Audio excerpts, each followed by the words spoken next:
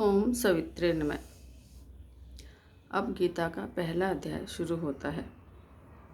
सूत जी बोले, हे भगवान, जिस ज्ञान रूपी अमृत को प्राप्त कर तत्वदर्शी योगी जन ब्रह्म सारूप्य को प्राप्त करते हैं, उसको कृपया बतलाइए। श्री महर्षि वेदव्यास जी ने कहा कि हे सूत, तीनों तापों का उन्मूलन करने वाली, योग मार्ग को प्रकाशित करने वाली और अध्यात्म भावों से पूर्ण सूर्य गीता जिससे उत्तम कुछ भी नहीं है, जिसका ज्ञान देवताओं को भी दुर्लभ है और जो पुरातन काल में सूर्य देव के प्रसाद से सप्त ऋषियों द्वारा ग्रहण की गई थी। इस समय मैं तुमको उसी का उपदेश देता हूँ। जगत के हित की इच्छा करने वाले सप्तऋषि पूर्व काल में भगवान सूर्यदेव के दर्शन करने के लिए सूर्यलोक में जाकर उपस्थित हुए। यद्यपि यह तेजोमय लोक है, परंतु शीत और सुंदरता से पूर्ण है। यहाँ पर 6 ऋतु निरंतर आनंद के साथ वास करती हैं। उस चिर आराध्य दिव्य लोक में सूर्यदेव द्वारा आदर प्राप्त कर सप्तऋषि उसी समय हाथ जोड़कर प्रार्थना करने लगे। सप्तऋषियों ने कहा, हे विश्व को प्रकाश प्रदान करने वाले, हे कांतिमान, हे सर्वशक्तियों के स्थान, हे जगत के नियंता, हे सर्वेश्वर, हे संसार के प्राण आधार, हे प्रभु, हे गुरु, त्रिताप से तप्त जीवों के उद्धार के लिए कृपया करके कर्म, उपासना और ज्ञान के उत्तम रहस्य का उपदेश दीजिए। हे विश्व के तत्वों को जानने वाले, जिस उपाय से जीवों को सांसारिक बंधनों से मुक्ति प्राप्त होती है, उसे दया करके हमें बताइए, क्योंकि अधिदैव रहस्य का ज्ञान हुए बिना कर्म, उपासना और ज्ञान का कठिन सामंजस्य ज्ञात नहीं हो सकता। हे अनंत, हे विश्वनाथ, हे गुरु, हम लोग जिज्ञासु हैं, इस कारण हम सब कृपया सुनाकर आप हमें अनुग्रहित करें। श्री सूर्यदेव बोले, समस्त तेजों का तेज, प्रकाशकों का प्रकाशक और समस्त शक्तियों का आश्रय मैं ही हूँ। हे विभो, अन्य जितने ग्रह और उपग्रह हैं, यह सभी निरंतर मेरी ही प्रदक्षिणा करते हुए मेरे ही आश्रय रहते हैं। समस्त पिंड और ब्रह्मांड मेरी ही सत्ता से स्थित हैं। हे निष्पाप, अनंत ग्रहगण और उपग्रहों के साथ अनंत अत्यंत सूर्यलोक मेरी आज्ञा का पालन करने में तत्पर है। इस प्रकार सूर्य आदि असंख्य लोक, अनंत ग्रहलोक और अनगणित उपग्रहगण आदि अंतरहित मेरे विराट शरीर में स्थित हैं। ब्रह्मांड और पिंड समष्टि और व्यष्टि भेद से परस्पर मिले हुए हैं और उनकी संख्या अनंत है। प्रत्येक ब्रह्मांड में ब्रह्मा, विष्णु, महेश आदि स्वतंत्रतापूर्वक अपने अपने विभाग के अनुसार निरंतर सृष्टि, स्थिति और लय का कार्य किया करते हैं।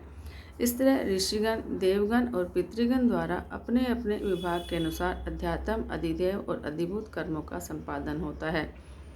ब्रह्मांड में 7 उदर और 7 अधोलोक हैं। प्राणियों के भोग के लिए होने के कारण इन्हें भोगलोक कहते हैं। स्वर्ग, नरक और पितृलोक आदि में कर्म पाशबद्ध जीव आना जाना करते रहते हैं। यह भोग भूमि कही गई है। अब हे विभो, कर्म भूमि का वर्णन सुनो। उक्त चतुर्दश लोकों में अत्यंत शोभायुक्त जो यह भूलोक है, इसी को कर्म भूमि समझो। भूलोक में जिसे आर्यवर्त कहते हैं, वही कर्म भूमि है, जिसके उत्तर में बहुत से वृक्ष, गुल्म और लता आदि से युक्त एवं विविध धातुओं से मंडित हिमालय पर्वत शोभायमान हो रहा है। दक्षिण में समुद्र के साथ विंध्य नामक पर्वत स्थित है। पूर्व में नद नदियों से युक्त महासागर और पश्चिम में 5 नदियों से युक्त सिंधु नामक नद विराजमान है। यही प्रसिद्ध कर्म भूमि के विभाजक हैं। इस कर्म भूमि में जन्म ग्रहण करने की देवतागण भी इच्छा करते हैं। यहाँ पर नित्य वैदिक क्रियाएं पूर्ण रूप से दिखाई देती हैं। कर्म भूमि में ही पूर्ण मानवीय सृष्टि होती है। कर्म भूमि में ही पूर्ण रूप से धर्म का अस्तित्व है और कर्म भूमि में ही भगवान लीला विग्रह अर्थात अवतार धारण करके दुष्टों का दमन और सज्जनों का संरक्षण किया करते हैं।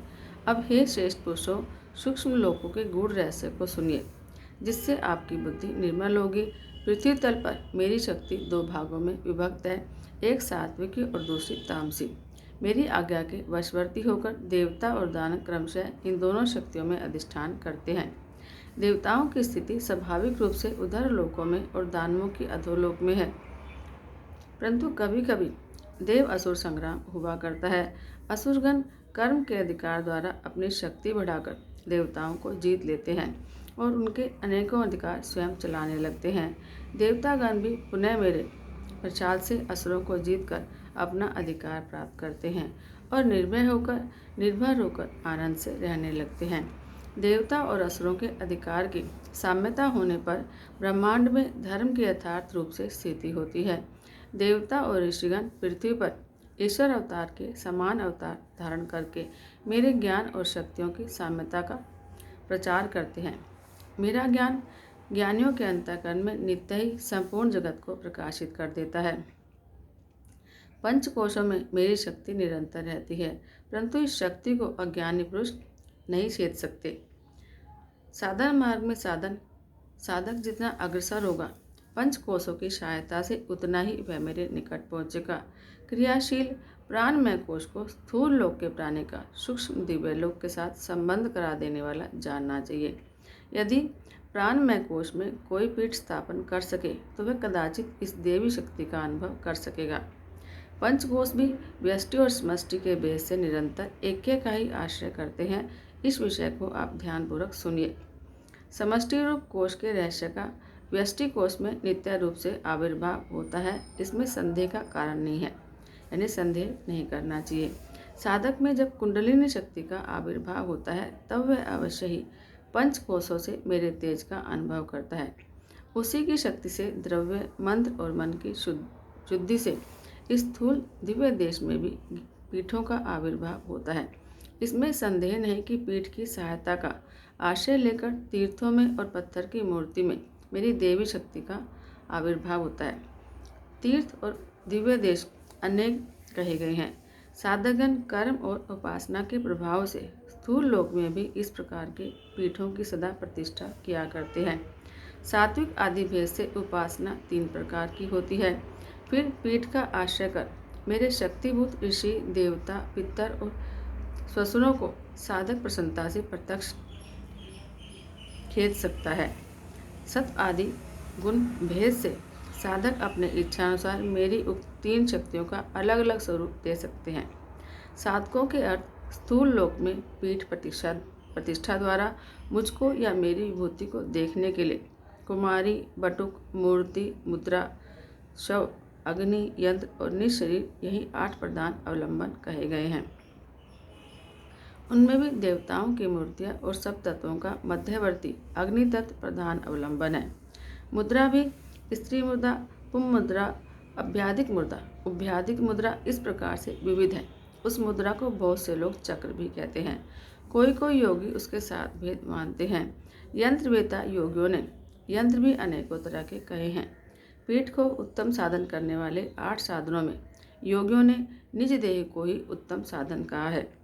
इन 8 अवलंबनों में द्रव्य शुद्धि और मंत्र शुद्धि द्वारा एवं मन को संयम करने प्राणमय कोश में पीठ उत्पन्न होता है। अब प्राणमय कोश में पीठ प्रतिष्ठित होने से वहाँ निश्चय ही मेरी समस्त शक्तियों का आविर्भाव होता है, किंतु द्रव्य शक्ति, मन शुद्धि और मंत्र शुद्धि आदि के न होने से और उपासना और दिग्बंध आदि के प्रयत्न से पीठ स्थान की भली भांति रक्षा ठीक न हुई तो उक्त भाग में पवित्रता आदि के अभाव से असुरों द्वारा अनेक विघ्न आते रहते हैं। इसलिए हे मन को संयमित करने वालों, आपकी भलाई के लिए मैं यह वर्णन करता हूँ कि योगीगण इस जगत के मंगल कामना के लिए मुझे या मेरी शक्तियों को देखने की इच्छा से पीठ की संस्थापना के लिए अपने अंतःकरण को ही उत्तम से उत्तम साधन समझते हैं। इससे सुगम, निर्भय और उत्तम अन्य मार्ग नहीं है। हे तत्वज्ञानियों, आपके समक्ष जगत कल्याण की अभिलाषा से मैं अत्यंत गूढ़ रहस्य कहता हूँ, इसे सुनिए। वाणी और मन से अगोचर जो मेरी शक्ति है उसके भेद क्रम से 4 कहे गए हैं: स्थूल, सूक्ष्म, कारण और चौथा तुर्य। तुर्य शक्ति ज्ञान स्वरूप है, इसमें संदेह नहीं है। यही तुर्य शक्ति निश्चल रूप से मेरे आवेग में निरंतर रहती है। मेरी कारण रूपा तृतीय शक्ति ब्रह्मा, विष्णु, महेश की जननी है। द्वितीय सूक्ष्म शक्ति की सहायता से ब्रह्मा, विष्णु और महेश ब्रह्मांड का सृजन, पालन और संहार किया करते हैं। और प्रथमा स्थूल शक्ति इस दृश्यमान संसार में अनंत रूप बनाया करती है। और संपूर्ण जगत में विचित्रता को उत्पन्न करते हुए व्यापक रूप से स्थित रहती है। योगीगण इस शक्ति को सप्तधा विभक्त देखते हैं। इससे वे मेरी शक्ति की सहायता से 8 आधारों में दिव्य पीठों का प्रादुर्भाव होता है। यह सभी भेद मेरी चित्त शक्ति के ही कहे गए हैं।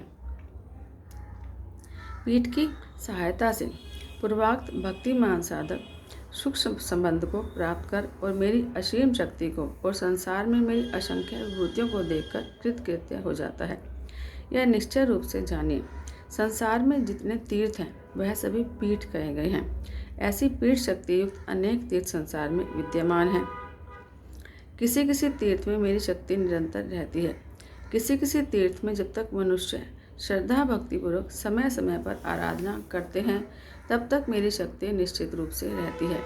कोई तीर्थ भक्त के अधीन रहते हैं, वह भक्त की भक्ति से आविर्भूत होकर उसकी इच्छा से वहीं पर विद्यमान रहते हैं। जिस प्रकार गौ के समस्त शरीर में गोरस रहता है परंतु स्तन से ही बाहर निकलता है, उसी प्रकार मेरी शक्ति सर्वत्र विद्यमान होते हुए भी पृथ्वी पर नित्य और नैमित्तिक पीठ द्वारा आविर्भूत होती है। हे विद्वानों, संसार के कल्याण के लिए जो मैं कहता हूँ उसे ध्यानपूर्वक सुनिए। अध्यात्म, अधिदेव और अधिभूत भेदों के अनुसार मेरी यह त्रिविध शक्ति क्रमशः ऋषि, देवता और पितरों द्वारा अधिष्ठित है। मेरी आश्रित शक्ति दैवी शक्ति के ही अंतर्गत है। केवल सात्विक और तामसिक भेद से मेरी शक्ति 2 भागों में विभक्त होकर वह देवता और असुर समूह में क्रमशः स्थित है। ऋषि और देववृंद अनेक कहे गए हैं। पितृ द्विविध हैं, एक नित्य और दूसरे नैमित्तिक। ऋषिगण ज्ञान राज्य के, देवतागण कर्म के और पितर जो है स्थूल देह के यथाक्रम नियामक हैं। पुराण तत्ववेता जन कहते हैं कि देवताओं के अनुग्रह से संसार का सृजन, पालन और संहार होता है। अनादि कर्म से देवतागण हिष्ट पुष्ट और संतुष्ट होकर जगत की उत्पत्ति और जीवों के कल्याण के लिए हमेशा प्रयत्न किया करते हैं। आदिदैवक सृष्टि के इंद्रदेव और नरक और प्रेत योगों के धर्मराज रक्षक हैं। इस प्रकार मेरी दैवी शक्ति ब्रह्मांड की रक्षा करने में निरंतर यत्नशील है। श्रद्धाहीन, क्रियाहीन और ज्ञानहीन मनुष्य मेरी विशुद्ध दैवी शक्ति को नहीं पा सकते। मेरी माया उन्हें व्यर्थ ही भ्रम में डालती हुई निरंतर मोहित करती है। वेद शास्त्र आदि के पाठ द्वारा, यज्ञादि साधनों द्वारा, संतान उत्पत्ति द्वारा और पितृ पूजादि द्वारा तीनों ऋणों को चुका देने और आध्यात्मिक, आदि दैविक और आदि भौतिक शुद्धि से ऋषिगण, देवगण और पितृगण संतुष्ट होते हैं और उनसे जगत जननी प्रसन्न होती हैं। तब श्रद्धायुक्त साधक पुरुष मेरी शक्ति की सहायता से मेरे स्वरूप को जानकर मोह निद्रा से जागकर ज्ञान भूमि में पहुँचते हैं। हे ब्राह्मणों, यह देव शक्ति के पीठ का अति विस्मयात्मक और उत्तम रहस्य मैंने तुम्हें सुनाया है। जो ब्रह्मगण और वाणी से अगोचर कहा गया है उसे सर्व कारण जानो।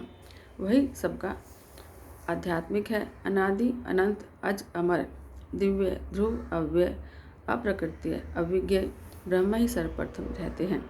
माया नामक स्वेच्छा से ही जगत के जन्म का आदि कारण स्वरूप ईश्वर संज्ञक जो तत्व है उसे अधिदेव कहते हैं। सर्वज्ञ, सद्गुरु, नित्य, अंतर्यामी, कृपानिधि, समस्त गुणों के सार स्वरूप, दोष शून्य, परम पुरुष और जो संसार के प्रकृति प्रधान रूप कार्य ब्रह्म है वही विराट संज्ञक स्थूलतर अधिभूत कहलाते हैं। जिनके अवयव से बुद्धिमान गण कटी से नीचे 7 अधोलोक और कटी से ऊपर 7 उधर लोक की कल्पना करते हैं। कारण में जिस प्रकार त्रिविध भाव ठीक ठीक है, कार्य के प्रत्येक अवयव में भी वह त्रिविधता विद्यमान है। यही अध्यात्म, अधिदेव और अधिभूत रहस्य है। इस संसार की सृष्टि, स्थिति और लय के लिए आध्यात्मिक, आदिदैविक और आदिभौतिक इन तीनों को आदिदैविक ही मुख्य कहा गया है। इस प्रकार श्री सूर्य गीता उपनिषद के ब्रह्म विद्या संबंधी सूर्य ऋषि संवादात्मक योग शास्त्र का अधिदेव रहस्य निरूपण नामक पहला अध्याय समाप्त हुआ। बोलो श्री सूर्य भगवान की जय।